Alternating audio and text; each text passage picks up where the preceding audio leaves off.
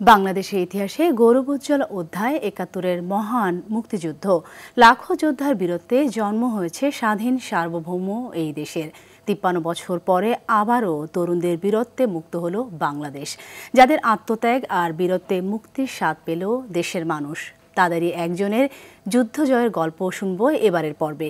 বরিশাল প্রতিনিধি আরিফুল ইসলামের তথ্য ও চিত্রে থাকছে ৭১-এর বীর মুক্তিযোদ্ধা আব্দুর রাজ্জাক ভূঁইয়া এর গল্প।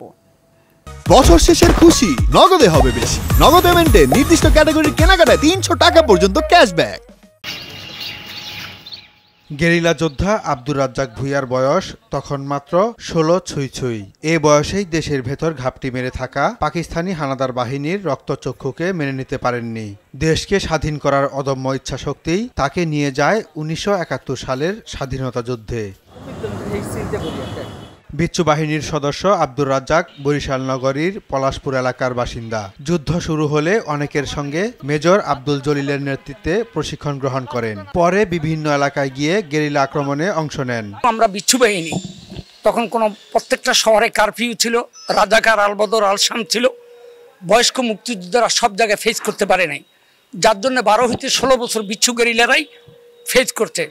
তো প্রতিদিন স্বাধীন বাংলা বেতারকেন্দ্র বিচ্ছু বাহিনীর উপরে আধা ঘন্টা অনুষ্ঠান প্রচার হয়েছে। বাংলাদেশের বিভিন্ন জায়গায় যখন আমাদেরকে ইনফরমেশন দিত বড়রা, তখন আমাদের বিভিন্ন জায়গায় যেতে হইতো। তার মধ্যে অবিস্মরণীয় ঘটনা হলো, রমজান মাস ছিল, সারাদিন কারফিউ শিথিল করার পরে ঢাকা শান্তিনগর বাজারে কয়েক লরি পাকিস্তানিরা অংশগ্রহণ করেছে। তখন আমরা ৩ জন বিচ্ছু বাহিনীর ৩ জন আমরা ওই শান্তিনগর বাজারেই একটা শুটকি মাছের দোতলায় আমাদের গ্রেনেড রাখতাম, তখন 36 গ্রেনেড। তখন আমরা দেখলাম যে এতগুলা সেনাবাহিনী আর আমরা কোনো সুযোগে পাবো না।